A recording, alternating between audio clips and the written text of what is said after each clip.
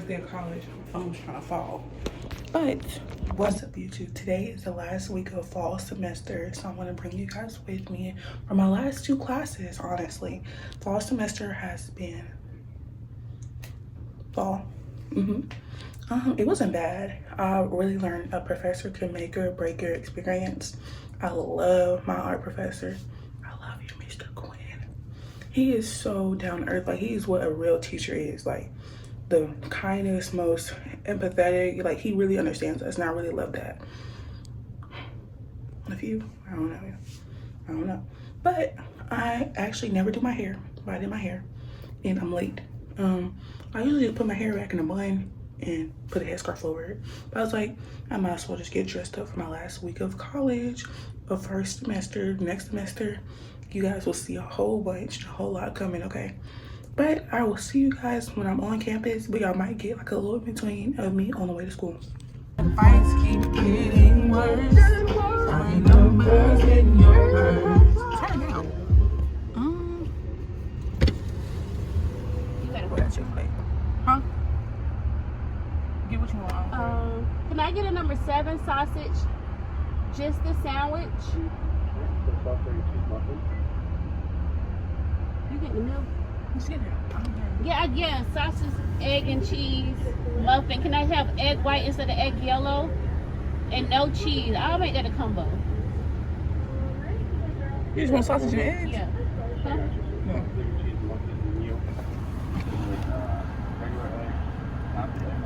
No, with egg white.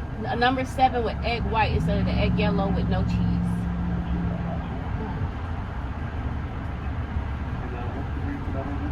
Can I have a half sweet tea? Yep. No, thank you.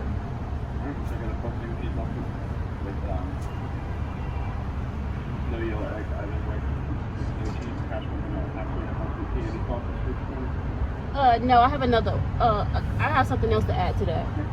Can I get the number 6, but just a sandwich? But can I have it in sausage, please? Yes, and then can I get a cookie? And a large Dr. Pepper, please.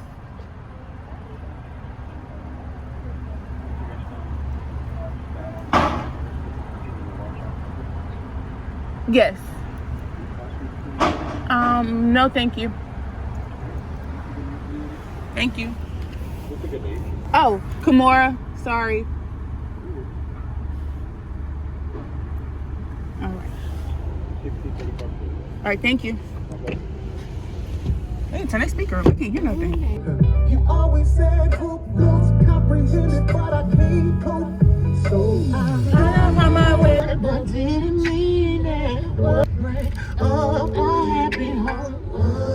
Okay, so I'm in the building. I'm just in a random building on my campus, just chilling. It's so cold. It's like 29 degrees outside. So I had to walk from, I think, 1100. No, I think it was like building 1000 to, I forgot what building I'm in. I'm not gonna lie. But it's 29 degrees outside. Number 1, I ain't wearing no bra. Number 2, it's a cold. Like, I'm just wearing this and then this. I chose it because I didn't want to wear a bra today, but you clearly see they popping out because it's so cold. But yeah, I'm gonna chill. I'm gonna probably edit some videos. I had talked to Professor Quinn, and he was like, he really loves like I had do like excerpts, like I had to write like a 500-word essay or something like that, explaining like a type of art I like, a type of art I hate, a type of art I relate to, or like it's like art concepts that you just had to explain. So he was just saying like he really loved how open I was, you know, he really loves like what I submitted. It really opened his eyes, how it really was. I didn't realize, I didn't think it was that good, but he's like, oh yeah, you ate that up. I was like, ah. But yes, I might actually insert a clip of me reading out a few of my art excerpts and see what you guys think, honestly. I might actually just do that more often, actually. I do have like these weird interpretations of things, so I want to know if you guys want to peek into my mind and see my future. All right, so we are headed to my history class. I think this is the last class of him ever. So yeah, it's pretty chilly outside. Yes, it's cold. So I will see you guys probably after this class because it's chilly. Okay, we got Santa, we got regular. This was blueberry. I actually might do a regular, I ain't gonna lie, but that Santa look good though. This is trash. When you go back and you want to toss this in the trash. Yeah, I'll be abusing that trash can. Thank you. I am in Sam's Club. I'm here to get pizza and a hot dog. That's it. So I might keep both of them by myself. Magnetic connection. Okay, today's the last day of first semester. I ordered some Wendy's. I'm gonna eat.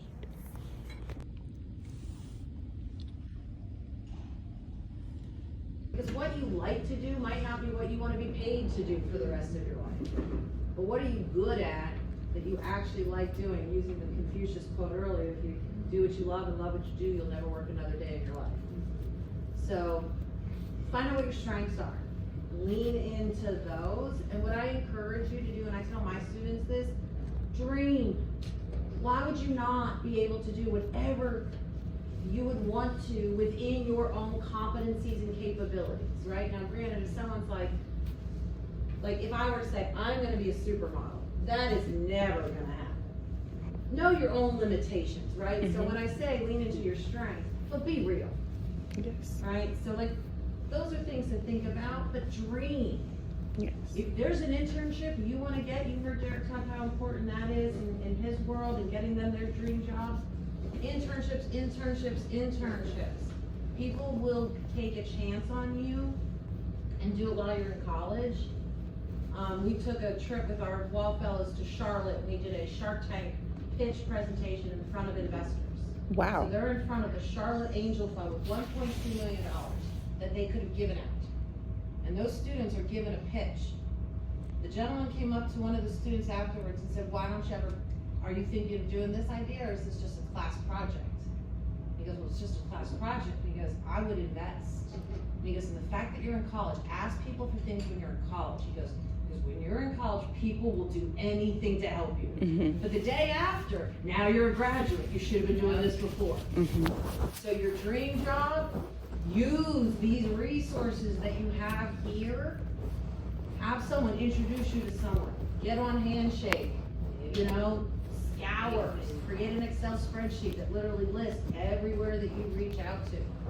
Because people will want to help you. They will. So curate that dream job by dreaming about it, doing the work behind it.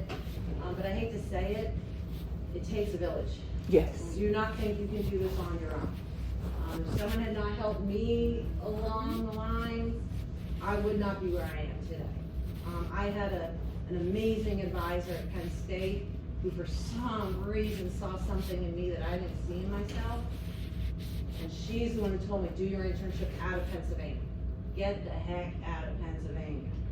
And thank God I did, because I saw a whole new world. And that changed my trajectory in life. So I just encourage you. Yes. You said, what was the first part of the question? How do you find your dream job, or how do you curate it? Gotcha. So, for me, it was partly realizing that the dream you have today might not be the dream you have. When I started college, I was a part of a radio show. It was doing really well. I had a dream that we were going to get on TV, all this other kind of stuff.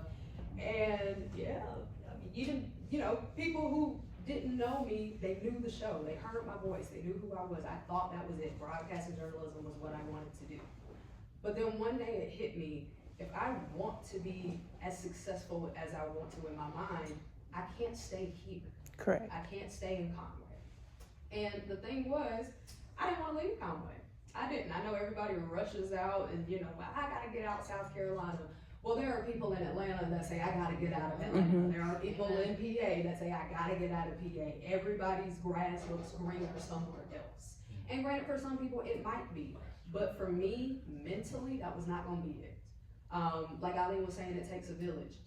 If I didn't have my parents, if I didn't have my mentors, if I didn't have my church family and everything else, I would not be right here today. But the day that I realized that you might not be that TV show host, the show might not go where you want it to go. It was instead of, oh, woe is me, I'm not gonna get what I want, it was, okay, well, how can I figure out finding something to do that I love? I personally believe we all just have natural talents, God-given gifts. And I think once you realize there's a way to use your gift in a way that you love, that's what creates that dream job. Yes. You know, like Ali was saying, there was an advisor that saw something in her that she didn't see. I didn't apply to CCU just off of the website. Derek called me. I was a tour guide. He saw how I did tour. He gave me opportunities to do other things that other tour guides weren't. And I didn't see that that's him believing in me. He's instilling in me. But then he called me and said, hey, there's a spot on the website, apply. You know, he didn't tell me, oh yeah, you're gonna get the job. He didn't tell me this is guaranteed or whatever else, he just said apply. And within that, I realized I love talking about something that I'm passionate about. I didn't realize I was passionate about education. But then, like I said, just opening up yourself to other experiences and things like that. Within working in admissions at Coastal, I didn't realize how good I had it educationally.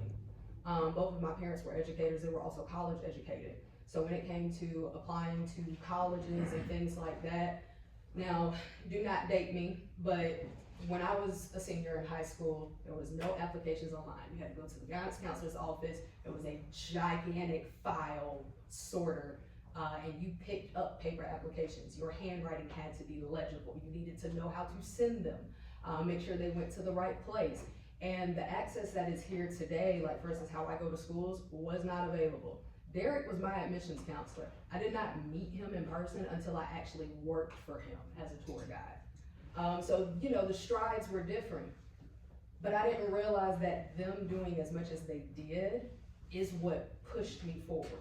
When I realized that a lot of people in my community don't have that, and a lot of times it's because they don't know, then it became my responsibility, my passion. I need to tell you what it is. And that's how I found doing what I love. Okay. You know, Oh. The only thing I'll add is when you find yourself in the moment, just ask why not you. that part. Because you'll find plenty of reasons to talk yourself out of it. But why not you? If somebody else can do it, why are you any different? They might have all the same things going on. Why not you? I've learned, well, as long as it fits morally and ethically, that's always been my caveat to that. Always say yes to try something new as long as it fits morally and ethically for you, right? So I know how to quilt. I can make blankets. I can crochet, used to play saxophone, sing. I do all kinds of stuff because somebody said, hey, you wanna learn? And I didn't have a good reason to say no. So I said, sure. Older couple of churches said, hey, we wanna teach you how to quilt. We'll give you everything you need, game machine, the whole nine. Now I can make blankets. I started a t-shirt company. I can make t-shirts now. I had no clue what I was doing. My friends literally were like, how did you know how to do it? Like, how did you figure out the software? I just clicked and played and watched some YouTube videos and figured it out and messed it up to the point that I figured it out. And now I went with it and I can do that on the side. Same thing with lawn care. I just love cut grass. You can call me old. I don't wear white New Balances with tall socks. Okay? But yeah, I'm bald. Like I can't, right? But I just figured, why not me? I love to do it. It's a release for me after work. I have a blast. And so the same thing with teaching. The first time I stepped in a classroom, I was terrified. But I put this back 22 over at Coastal. But by the end of the semester, I was like, this is it. Like I'm having a blast. I'm teaching, when I told people the class I was teaching and how much fun I was having, they're like, if you love that, you'll love being a professor. And it's 100% true. They have a blast. So, and I'll admit I just turned 40. I changed jobs at 39, right? So it'll take time, but just why not you try it? Don't be afraid. Especially, Yeah. if I can piggyback and speak to the females in the room real quick on that. Data shows that women will not apply for a job because they think they're not qualified for it. Whereas a man will will apply for the job just because he can. Yeah.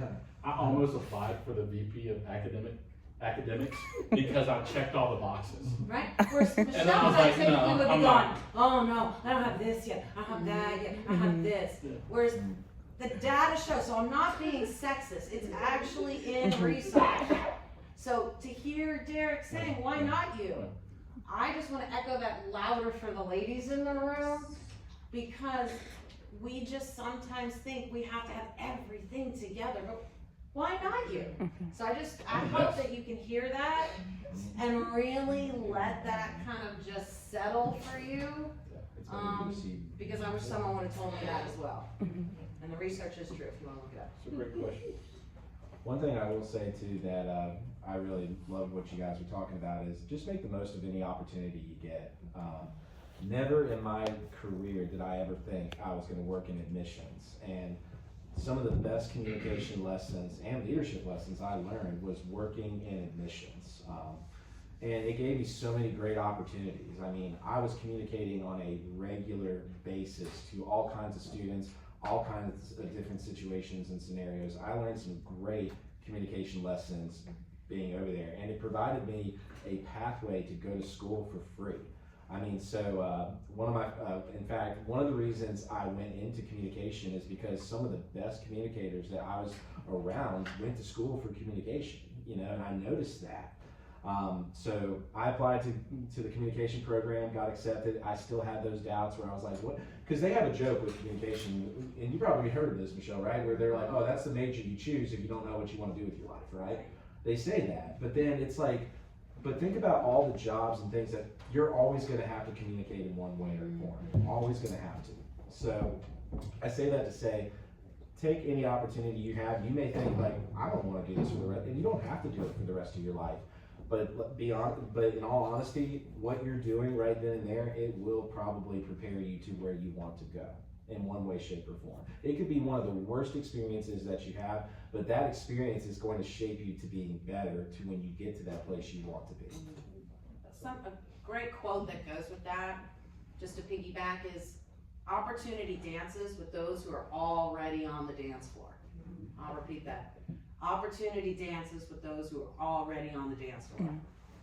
So don't wait for something, get ready for it so that when the opportunity presents itself, it's not, well, now I gotta go get that certification, or now I gotta go get my master's to be able to teach.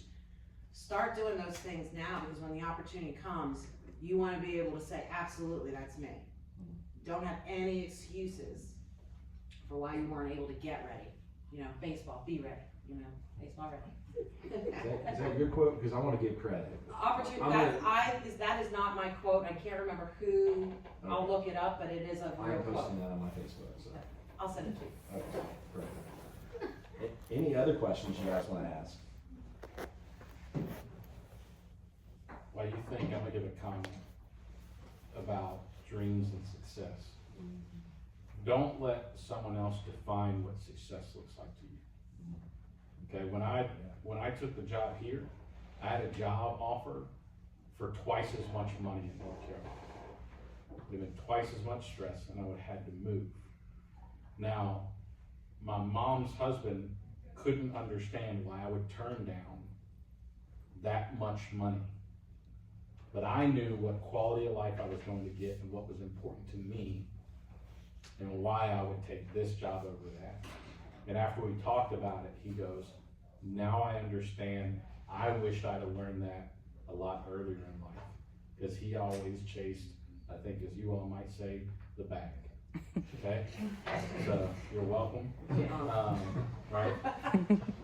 And I'm not even 5'7", so we'll leave it there. But so I just say you define success for you. And don't let other people's images of what success looks like online, that you need a particular car, size, house, spouse, kids, whatever it may be, because plenty of people will have opinions about what you do with your life. And so you need to be confident to go, this is the direction I want to go, and that's what I'm gonna chase. You might want to live debt-free on an acre of land with a single wide trailer and a nice truck and not worry about nothing, and have a job that you work 4 days a week and you pay and you're happy as can be. I'm not gonna judge you and try to define what that success is. Maybe you want a house right on the ocean, and you want all that, and you want a Tesla Cybertruck and every new gadget that comes out, go for it. But when you're figuring out your dream, decide what success looks like for you. And be confident in that. So when somebody goes, well, why don't you, because this is what I want. You don't define what I want. This is what I'm chasing. So you can cheer me on or not, but this is where I'm going, right? So. I want to add to that. One of the biggest things that I think I have learned within communication within yourself is know who you are and how you talk to yourself. My tour guide sticky notes, sometimes in places that they would never ever respect. But one of the ones that I use a lot is you are the love of your life. You are your number one, the only one. You're one of one. Okay, nobody else can do you like you. So why would you talk to yourself in a way that downgrades that? You know, why, I mean, say we're talking to, I don't know, Dr. Ford, the president of this school. I'd never walk up to Dr. Ford and say, you're not gonna get money to build this, this, and this. So why would I say that to myself? You know, how is it that she has a higher level in my mind than I do? I am me. I think once you take hold of that, you unlock a power you didn't realize was there. And it's within everyone. I think Eileen was talking earlier about how when certain people walk in a room, they just have it. I call it main character syndrome. I think all of us have main character syndrome. It's just some of us have been able to tap into it a bit faster than everybody else. But once you tap into it, don't lose it. Okay, like when I go to presentations and things like that, I don't get nervous. And I think that is a lot of a mindset thing, because I know some people can walk in a room and say, there's 500 people in here, that's a lot of people, all eyes are on me, am I gonna mess up, am I gonna do this? I say, you know what? These are 500 people who have never met me, they've never heard me speak, they don't know how good this presentation is gonna be. And that excites me, that hypes me, that challenges me to do better each time. And I think with that, you are not only building the power you hold, you're building your confidence level. And that in turn builds a leadership position within that. For instance, when Shay asked and said, you know, I consider you a leader, you do? Because sometimes I don't think that I'm leading, but then when you sit back and listen to how many people have heard what you said, they resonate with what you said, they understood what you said, you're following me, you know? So grab the reins and really lead. So real quick, we do have one more presentation that we have to do. One last question, real quick. Okay, I know y'all tired of me. No. But Quick question. it's gonna be really quick. With internships, how do you find the internship, like for your, say, degree or your interest in life? What are you studying? What do you want to do? Okay, so I'm studying forestry, but I actually love plants. I love nature, but I actually want to travel out the country, go to different countries to study nature outside of America. But then, you know, like around the world, honestly, there's nature everywhere. Got an arboretum, how do I say that right? Yeah. So, Dominique, I think is the lady who's in charge of that. You got an internship right across there. You can go and ask her, where did you intern? How did you get started? Literally, I know this sounds crazy, especially in higher ed because they never let us use it, but TikTok is amazing. Yes. Go on TikTok, and there are so many internship sites, and that's how people are recruiting now. Handshake, go in and hit your filters. Forest ranger, like anything that is in that, and please, if you can, try to get a paid internship. You Gotcha. are valuable. So, times have changed in free labor. We used to do that, but now I encourage students, you add value. So look through Handshake, all those connections. LinkedIn, if you don't have your LinkedIn profile, do that and reach out to people. My students have to reach out at least 50 connections. They have tasks that they have to increase their LinkedIn visibility. So think about that too. Are people who you need to be seeing your LinkedIn, are they seeing your LinkedIn? Okay. What's your favorite plant? Ooh, okay. I actually love peppers, and that's so niche, And there's but a lot of peppers. Yes. Fantastic. So here's what I'm gonna tell you, tying on what she said. Mm-hmm. Start your TikTok channel, posting about different peppers and plants. Yeah. And as you build that following, make the statement, I'm looking for an internship to go da da da da da. If y'all know of any companies that do da da da da da, please let me know or connect me with them or even tag some of those companies in it. That's one thing you can build. I know somebody who just started monetizing their Twitter because they post pictures of comments. And when I tell you I know this person, they did not chase some online presence. All of a sudden they reached a point where they were like, hey, we want to monetize you. And all he does is share his knowledge about comments. So start that on one or all platforms. Pick a platform and figure it out. Everyone's a little different. But the other side is contact any company who does what you do, what you want to do. Hey, my name's so-and-so, I'm a student at such and such. I'd like to do an internship. Do you have an internship? What are they going to do? Tell you no? That's Cool. There's no yeah. before you call. So then they might say, well, we don't at this place. Let me Yes. get you with, and just call. You can email to start, but then start calling. Yes. I ignore emails all the time. Like if I don't know who you are, like what it is, you're not in the network. And I am. So, And just to real you know, fast, I mean, I don't- I love when life lessons play out, especially when you're talking about something specific. Again, just putting more emphasis on asking questions. Yes. I tell not only students, but just any group I'm talking to, ask me questions. I am a firm believer that dumb questions are only questions that don't get asked. You would not have known about this internship if you didn't ask. Scholarships, all that. I was the only one in my high school that got the Ronald McDonald Scholarship. Do y'all know they do that? Right, because people don't go inside restaurants anymore. But on those little tray liners were high school seniors, and my picture was up there. I got free fries for my freshman year. But because I was the only one that asked, I was the only one that got it. And that was free money. You know, so asking, even if you feel in your head, this sounds dumb, but I'm gonna ask it anyway. This sounds crazy, but I'm gonna ask it anyway. I might not get the answer I want, but I'm gonna ask anyway. It kind of goes along with the saying of closed mouths don't get fed. Yes. You know, you are not going to continue to get information if you sit there in silence. And I'll just say this last thing, and then we'll get to our presentation for the day. I think they were hitting on it, putting your name out there. Just because, like Derek was saying, what's the worst thing to say is no, right? So, funny story. My first big job after I got when I graduated from grad school. So I applied to a teaching job, and I got turned down because they didn't think they were hiring.